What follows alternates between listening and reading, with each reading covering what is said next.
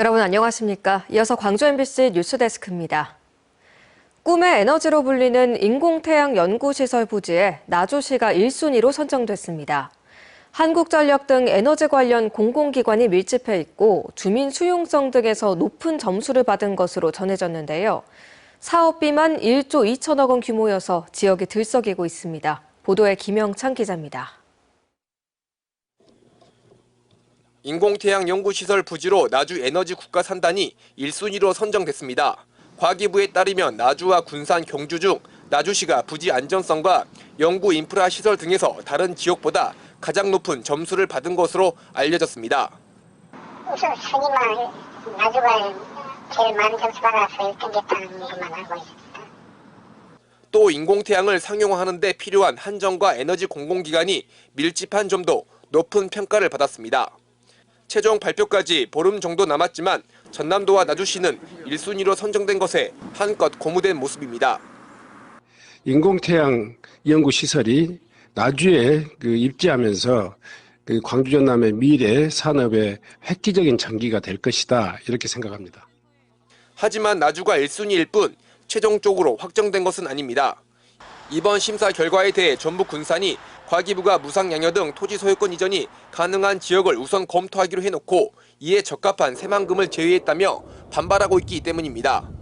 이 순위 지역의 반발로 과기부의 최종 발표는 이번 달 말에서 다음 달 10일로 미뤄졌지만 나주시와 전라남도는 큰 이변이 없을 것으로 보고 있습니다.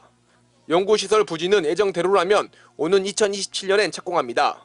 수소 1g으로 석유 8톤에 맞먹는 에너지를 생산할 수 있는 인공태양.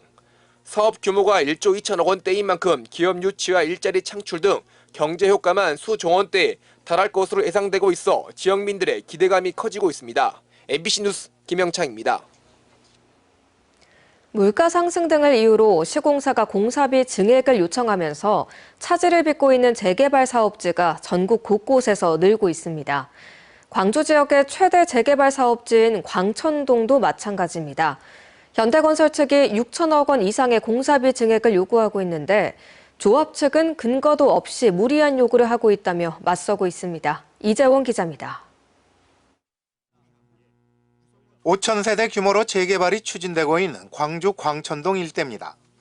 주민들은 대부분 이주를 마쳤지만 이번 달부터 예정됐던 철거 공사는 진행되지 않고 있습니다.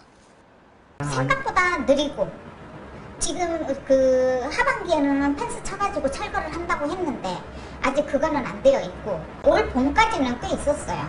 근데 여름부터는 철거가 늦어지는 이유는 재개발 조합 측과 시공사인 현대건설이 공사비 협의를 마무리 짓지 못하고 있기 때문입니다.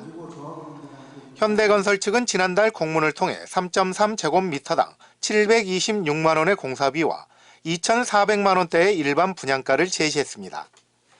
그러면서 6,800억 원의 공사비 증액도 요청했습니다. 이에 대해 조합 측은 터무니없는 요구라며 강력하게 반발하고 있습니다. 조합원의 추가 분담금은 공사비와 조합 사업비 그리고 일반 분양가로 결정되는데 현대 측의 요구대로라면 조합원의 부담이 크게 늘어나기 때문입니다.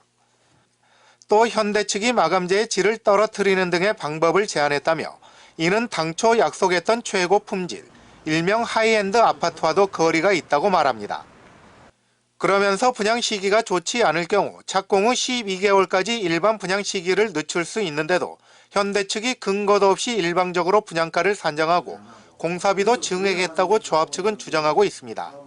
올라가는 부분에 있어서 어떤 부분이 너무 강하고 적고 이런 건 세세한 논의를 해야 되기 때문에 자료를 달라 하는데 자료를 전혀 제공하지 않고 있습니다. 이에 대해 현대건설 측은 협상안을 제시한 것일 뿐 아직까지 구체적으로 정해지지 않았다며 조합 측과 계속 협의하겠다는 입장을 밝혔습니다. 하지만 조합 측은 현대건설의 제안을 최후 통첩으로 받아들이면서 시공사 변경을 포함한 다양한 방법에 대해 조합원들의 의견을 수렴해 나간다는 계획이어서 양측의 입장은 좀처럼 좁혀지지 않고 있습니다. MBC 뉴스 이재원입니다. 지난주 신안 여객선 좌초 사고 관련 속보 전해드립니다. 사고에서 무엇보다 중요한 건 신고부터 구조까지 이어지는 신속한 초기 대응이겠죠. 그런데 이번 여객선 사고 당시 관제센터는 배가 침수되고 있다는 사실을 파악하는 데만 15분이 걸린 것으로 확인됐습니다. 최초 신고부터 구조가 이루어질 때까지의 교신 내용 윤소영 기자가 전해드립니다. 승선원 267명이 탄 퀸 제노비아 2호가 무인도에 충돌한 시각은 저녁 8시 12분입니다. 하지만 여객선이 해상교통관제센터에 사고 사실을 알린 건 4분 뒤인 8시 16분입니다. 그 전까지 관제센터는 사고 사실을 몰랐습니다. 네, 수고하십니다. 본선 현재 족도에 좌초되었습니다. 좌초하셨다고요? 예, 좌초했습니다. 관제센터가 승객들의 안전을 확인하지만 답답한 대답만 흘러나옵니다. 예, 혹시 부상자나 다른 기타 사항은 없습니까? 아직 파악 중입니다. 좌초 9분이 지난 8시 21분, 해경경비정이 신고를 받고 처음으로 선박의 침수 여부를 확인하지만 여전히 정확한 상황을 모릅니다. 일단 선박 안전 및 침수 상태 알 수 있을까요? 예, 지금 확인 중입니다.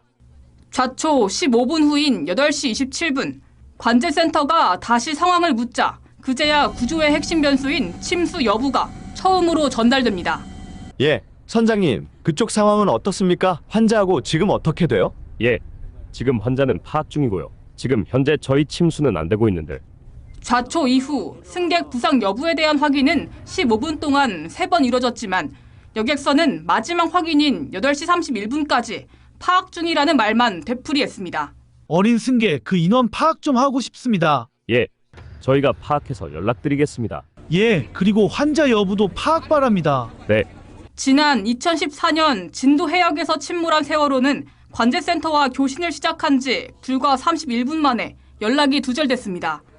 신속한 판단이 생명을 좌우하는 여객선 사고에서 여객선과 관제센터 간 초기 대응 체계는 여전히 낙제 수준이었습니다. MBC 뉴스 윤소영입니다. 제주항공 여객기 참사 원인 조사 발표를 앞두고 유가족들이 반발하고 나섰습니다. 유가족협의회는 입장문을 통해 항공철도 사고조사위원회가 다음 주 서울에서 공청회 형식의 참사 조사 결과 발표를 예고했다며 조사위 독립성을 담은 법 개정이 진행 중인 상황에서 현 체제 그대로 공청회를 강행하는 건 납득할 수 없다고 밝혔습니다. 가족들은 진상규명 결과의 신뢰를 위해서라도 조사위는 모든 조사 활동을 중단하고 독립적 조사기구로 전환될 때까지 공청회를 잠정 연기해야 한다고 강조했습니다.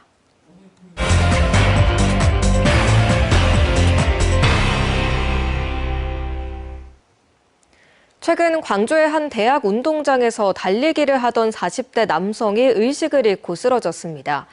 이 긴박했던 순간 남성의 생명을 구한 건 현장에 있던 시민들과 비번 소방관들이었습니다. 조현정 기자가 한 걸음 더 현장 취재했습니다.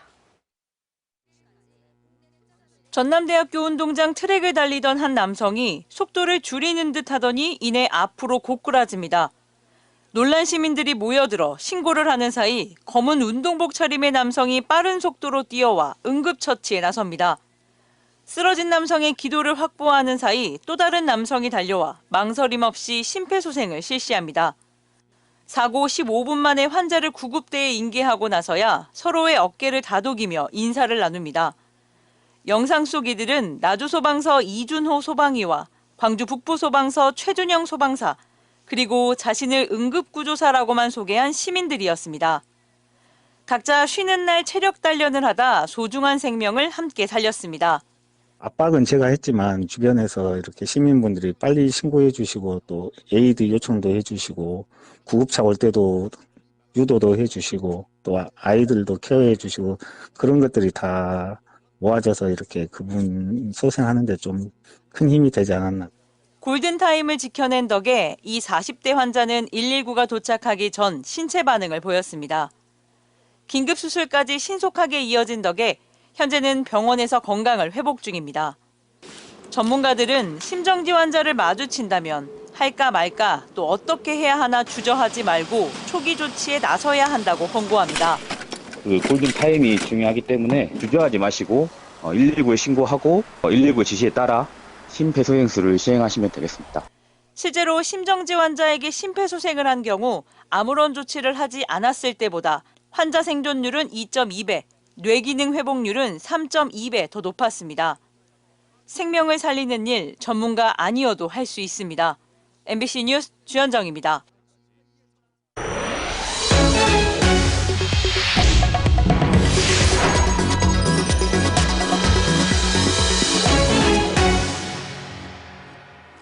동서문명의 교차로였던 중앙아시아 문화를 담은 전시실이 국립아시아문화전당에 문을 열었습니다.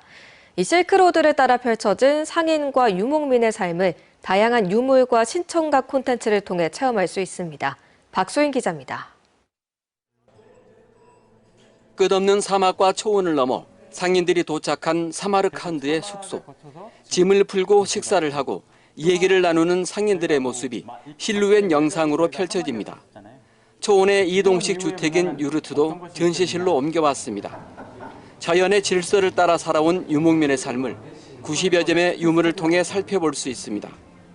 중앙아시아 예술을 대표하는 세밀화는 영상 확대 기능을 통해 세밀한 구석까지 들여다볼 수 있습니다. 사회적 약자 공동체를 통해 명맥을 이어온 이 양모 펠트는 유네스코가 긴급 보호 대상에 등재한 귀중한 유산입니다. 경제적으로 독립이 불가능하신 분들한테 전승 기술을 연마해 주시고 그 공동체가 펠트 카펫을 만들어서 유럽이라든지 북미권에 이 카펫을 판매를 하게 됩니다. 그럼 그 수익을 다시 공동 분배를 하게 되고요. 국립아시아문화전당이 개관 10주년을 맞아 중앙아시아의 역사와 문화를 소개하는 상설 전시 길 위의 노마드를 개막했습니다. 상인들의 숨결이 머물렀던 카라반사라이와 세상의 온갖 물건이 모였던 도시의 바자르, 바람과 별을 따라 살았던 유목민의 삶, 동서의 교차로로서뿐만 아니라 그 자체로도 빛났던 중앙아시아의 문화를 300여 점의 생활유물과 시청각 콘텐츠로 만나볼 수 있습니다.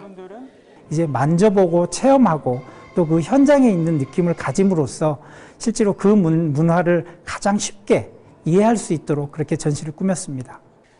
전시장 입구와 출구에선 아시아 5개 권역별 영상 기록을 원형 미디어월을 통해 상영하고 중앙아시아 나라들을 소개하는 기념품과 사진 자료도 함께 선보입니다. MBC 뉴스 박수인입니다. 순천의 노관규 시장은 무소속입니다. 이런 가운데 내년 순천시장 선거에서 민주당의 전략공천 가능성이 언급되면서 지역 정가가 술렁이고 있는데요. 자세한 내용 문형철 기자가 전해드립니다. 공직선거 후보자 추천 등에 관한 사항을 규정해 놓은 민주당 당규입니다. 전략선거구 지정 기준 가운데 하나로 민주당 지지세가 강하지만 직전 선거에서 패배한 지역이 포함돼 있습니다. 그리고 당 내부 자료에 구체적인 예로 순천이 적시된 것으로 알려지면서 지역 정가가 술렁이고 있습니다. 특히 공천을 받기 위해 길게는 수년 동안 공을 들이고 있는 민주당 유력 주자들 입장에서는 크게 당혹스러울 수밖에 없습니다. 다만 현역 국회의원이 지역위원장을 맡고 있어 전략선거구로 지정될 가능성이 크지 않고 전략선거구가 된다 해도 지역과 접점이 적은 제3의 인물을 공천하는 일은 없을 것이라는 게 지배적인 시각입니다. 이른바 낙하산 논란이 불거지면 시민과 당원들의 반발심만 커져 오히려 선거에 악영향을 미친다고 보는 겁니다. 전략공천하면 패배가 불보듯 뻔하는데 그런 일은 없을 거라고 생각하기 때문에 전략공천이 이루어질 경우에는 지역위원장인 김문수 의원의 정치적 입지도 타격을 입을 수밖에 없습니다. 중앙당의 논의 과정과 최종 판단이 순천시장 선거의 새로운 변수로 떠오른 가운데 연임을 노리고 있는 무소속 노광규 시장은 민주당에 대한 견제를 이어가고 있습니다. 노 시장은 오늘 자신의 SNS를 통해 내년 지방선거에서 민주당을 뽑아야 지역이 발전한다는 선동과 거짓말이 난무할 것이라고 밝혔고 순천의 인구와 예산, 신산업이 전남 최고 수준이라며 무소속 시장으로서의 지적을 강조하기도 했습니다. MBC 뉴스 문형철입니다. 광주시가 지난달 글로컬 대학으로 선정된 전남대와 조선대, 조선간호대와 함께 비전 선포식을 가졌습니다. 인공지능 웰에이징 인재 광주의 내일을 열다를 주제로 열린 비전 선포식에서는 글로컬 대학들의 추진과제 발표와 학생과 기업인 등이 함께하는 양방향 공감 토크 등으로 진행됐습니다. 광주시는 앞으로 5년 동안 4,700억 원을 투입해 청년이 머무는 좋은 일자리 창출과 함께 대학과 지자체의 동반 혁신 모델을 완성해 나갈 계획입니다. 한덕수 전 국무총리의 공직선거법 위반 혐의를 수사하고 있는 광주경찰이 한 전 총리에게 불법 기부 행위 혐의를 적용해 사건을 검찰에 송치했습니다. 광주경찰청 반부패 경제범죄수사대는 한 전 총리가 지난 4월 소외계층 지원을 위해 이른바 천원 백반을 판매하는 광주의 모 음식점에 사비로 식재료를 후원하는 건 공직선거법이 금지하는 기부 행위로 판단했다고 밝혔습니다. 조국혁신당은 조기 대선을 앞두고 출마가 전망됐던 한 전 총리가 불법 기부 행위를 했다며 고발했고, 경찰은 최근 한 전 총리에 대한 소환 조사를 벌여 혐의 인정 결론을 냈습니다. 오는 주말 광주에서 성소수자 차별 금지를 촉구하는 퀴어 축제와 반대 집회가 동시 예고됐습니다. 광주 퀴어 문화축제 조직위는 오는 29일 금남로 1~3가 일대에서 절대평등을 주제로 전국 성소수자와 시민사회 단체가 참여하는 퍼레이드를 연다고 밝혔습니다.